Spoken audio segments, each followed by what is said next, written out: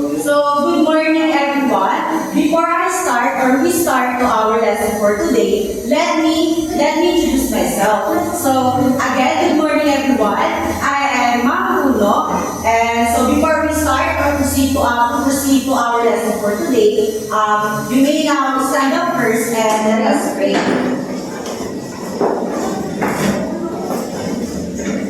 So, in the name of the Father, the Son, the Holy Spirit, Amen. Almighty God, Creator and Giver of life, we give you thanks and vow to seek your life. Through the knowledge that we gain and impart in our bliss, in our dear university. Grant us forgiveness for the sins we confess, and give us strength to discern what is best, for ourselves and more so, for the benefits of others. Teach us to have grateful hearts and enlightened minds, as we learn and share our talents to the community, for the greater good and a brighter future of the city of Manila and our country. All these for the greater glory. Amen. Good morning, 7 matinee. Good morning, Ma'am Puno. Good morning, classmates. It's nice to see you again. Mabuhay. Okay, may now sit down. So before we proceed to our engaged part, so may I call? So since our secretary is not around, so let us give the attendance card. So our word. So may I ask if how was your day, everyone? How was your day? Good. Okay. So our word for today is help.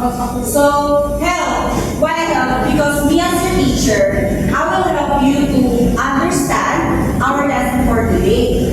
Then so help stands for H stands for happy to learn, E excited to learn, L love to learn, P proud to learn. So sino sa inyo yung mga meron neto na or nakakapil neto ngayon?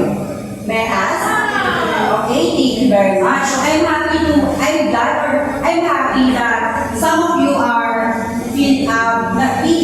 pinili to or meron kayo nararamdaman nyo kamay araw.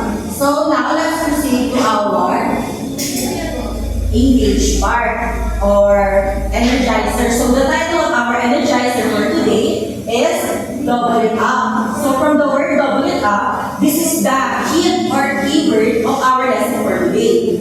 So here's the direction. When the teacher say an action with a number, you must double it. Again, double it. So instruction for you as a student. First, listen carefully to the teacher's or my command. Second, perform the action given. Third, always double the number of action. Fourth, stop after completing the action. And fifth is get ready for the next command. And last, pagtapos ng activity natin, you need to observe that because we have a guide question na itatanong sa inyo. At yung mga guide question, meron tayong 5 guide question. Mamaya na natin siya babasahin. So, ayan. So, ready na ba kayo makinig? Matinig? Yes! So, di ba sabi dito si teacher or ako ay magbibigay ng command, then you're going to double it. So, mag-start na tayo. Okay? First command, give me 2 clocks. Give me 5 jumps. 1, 2, 3, 4, 5, 6, 7, 8, 9, 10. Give me 4 slumps. 1, 2, 3, 4, 5, 6, 7, 8. Give me 6 stops. 1, 2, 3, 4, 5, 6, 7, 8, 9. Okay, thank you for participating, Martin. So, based on your own observation, in our guide question number 1, what did you notice about the relationship between the teacher's command or my command's number and your actions? Anyone wants to answer? Yes, Ms. Bautista. For me, ma'am, based on my own experiences as one of the students who did your energizer part, the relationship between the teacher's number and my actions is as per the 19 of the ED itself, the number of actions that you told us for is the meeting double when we on our part ng ma'am. Okay, thank you. So, second question, if the number given was doubled, what happened to your response? Yes, Ms. Bruce? Ano po, simple na mas magiging marami at saka mas magiging mas matagal. Okay, thank you very much.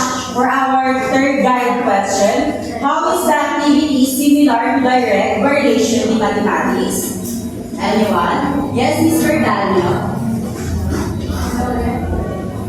How is the activity similar to direct variation in mathematics? So, the similarity of the variation to the main is that it increases Okay, very good. So, for guide question, can you write the equation that shows the relationship between the teacher's command represents as X and your response represents as Y? Anyone who can write in our website?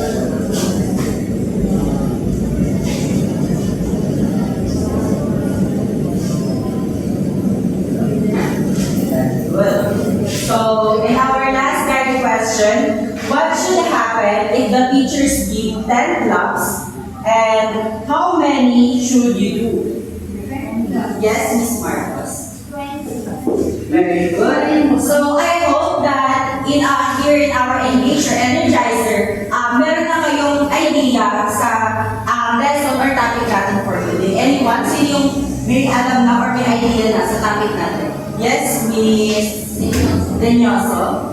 Direct variation. Okay, very good. So, bigyan na natin ng Math Analyze Club yung mga nag-participate sa ating engage part. 1, 2, 3, 1, 2, 3. Math Analyze. Okay, thank you. So, again, our topic for today is direct variation. So, before we proceed to our explore activity or engagement, I explore. So, I will give you some short discussion or information about direct variation.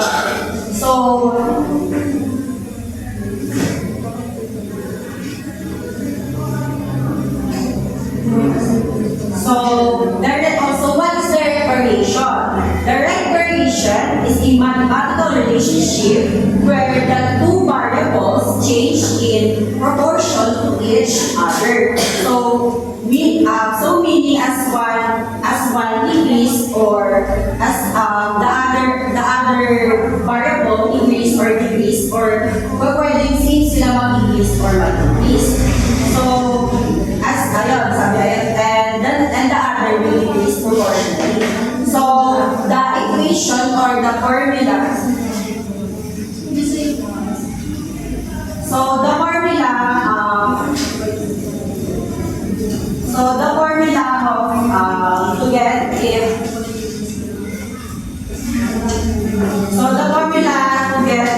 equation is y is equal to k x is kx, and to get the constant naman, the formula is k is equal to y over x. So, I have an example here. Then, pagkatapos ibigay example, mag-proceed na tayo sa activity natin. So, sabi dito sa problem, if y varies directly and as x, so if y is equal to 12, where x is equal to 3, find the equation and then find y then. Find y with x is equal to 5. So, we're going to use these two formula. Yung mga pinag-understand ko. First, we're going to find the constant, which is this. We're going to use this formula. K is equal to 12 over 3. So, anyone, what is the answer here? 4. So, our K is, or constant is 4. So, we're going to apply it here na. To get the equation if it is a varies into x. So, y is equal to 4x. Or, let us simplify na 12.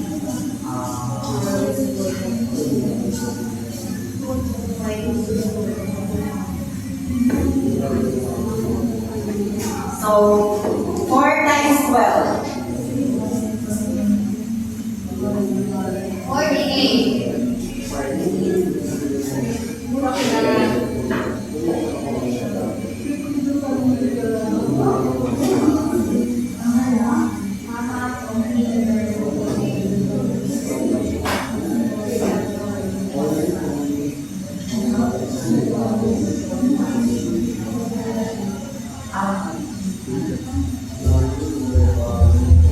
So, sa ano pala, sa example na binigay ko, sorry, for the error, sa example na binigay ko, ang hinahanap lang pala is si constant. So, nakikita niyo naman, in-apply natin itong formula na to, which is the formula of what to get the constant. So, the constant is equal to 4. May idea na kayo. And then, pag ano naman,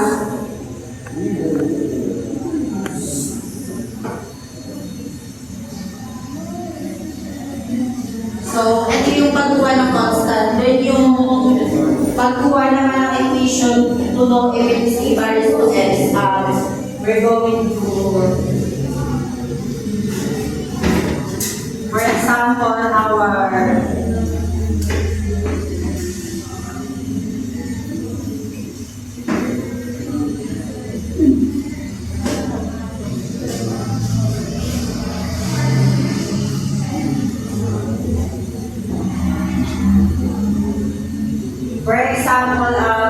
ang given natin is, first given is yung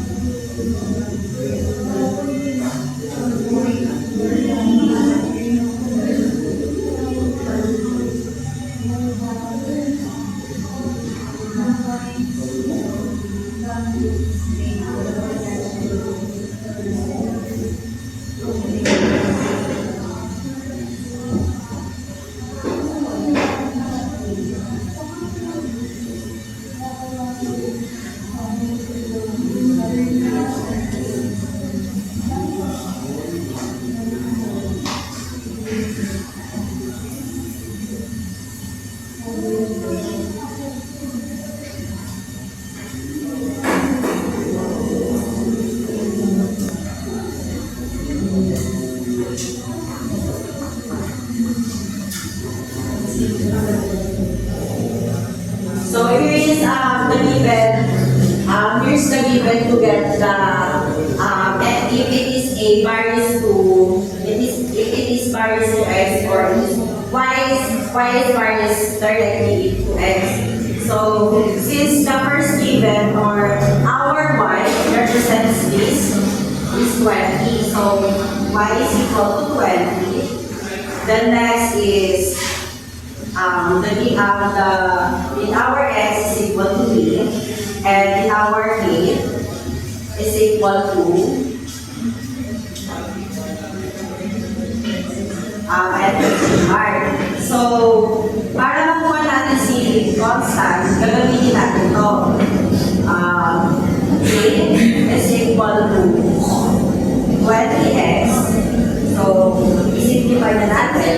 is equal to 20 over 3. I times 3. So K is equal 20 times 3. 60. Okay, so the constant here in our given is 60. Nagets po ba? Yes po. Okay, so let's proceed to our learning objective. So, at the end of the period, the learners will be able to illustrate situation that involve direct correlation, translate direct correlation into mathematical equation, solve the problems involve direct correlation. So now let's proceed to our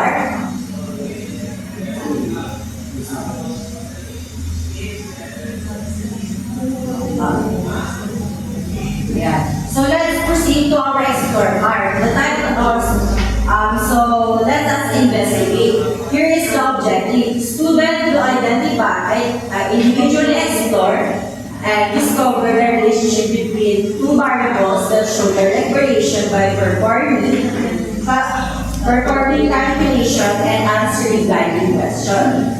So here is the task. So we have two situations. So hahatiin ko kayo. Ito lang yung situation 1 and situation 2. Situation 2.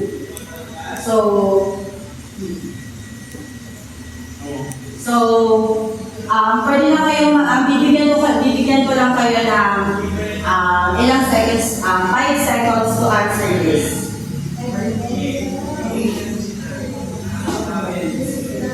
Dito yung ilalagay yung sagot.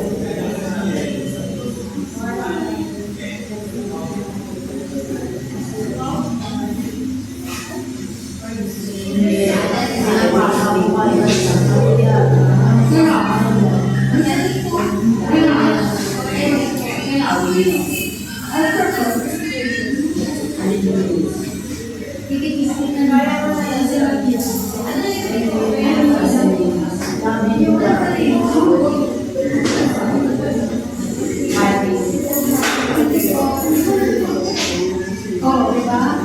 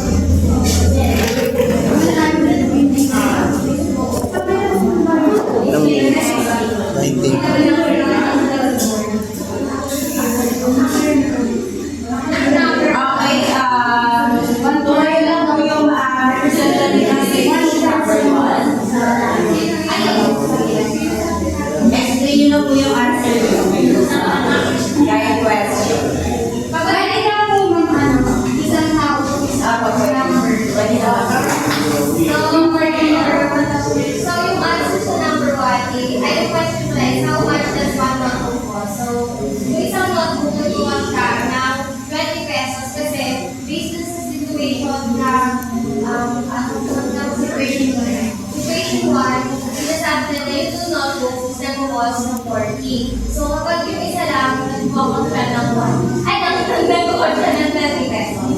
Okay, thank you. How about the number 2? What's the number 2?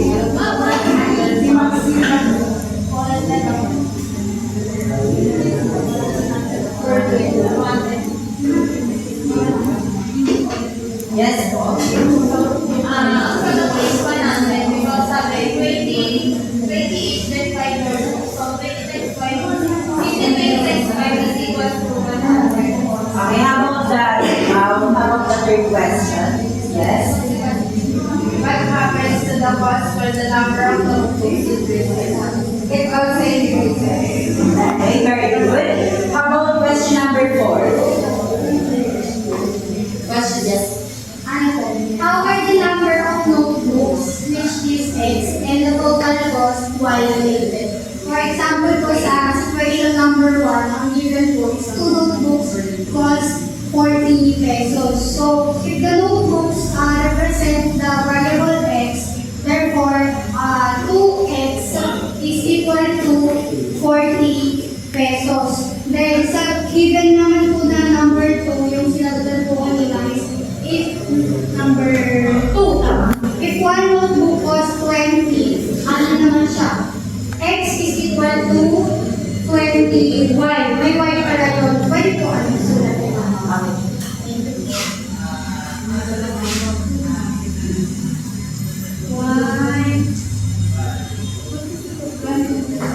X number 2 equals to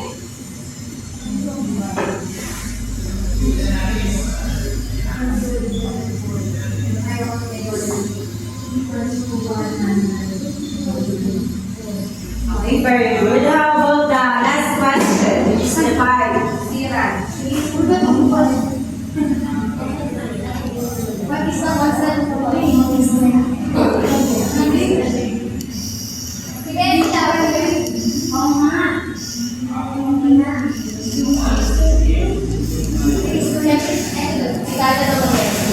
Yes, it's spoken of that. Ang may comma-words.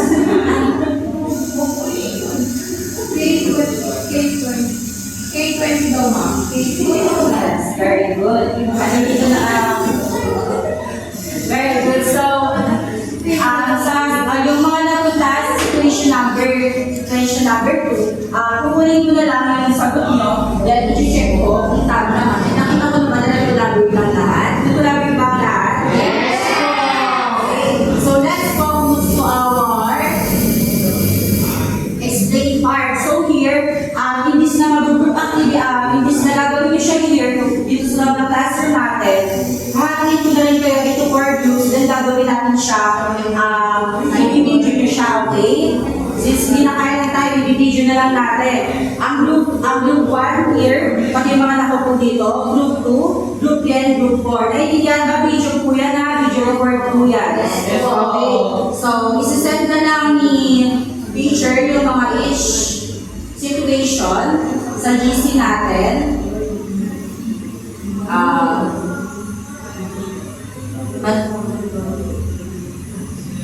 Here in the elaborate part, gagawin na lang natin siya individual assignment then. Yung isa video, to show the collaboration of each member.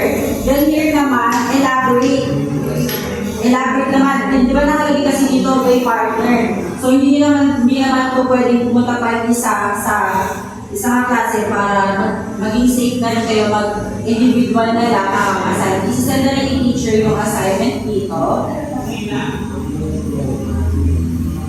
So, here evaluate. Ayan. Maglabas na po kayo ng 1/4. Then, meron tayong short list.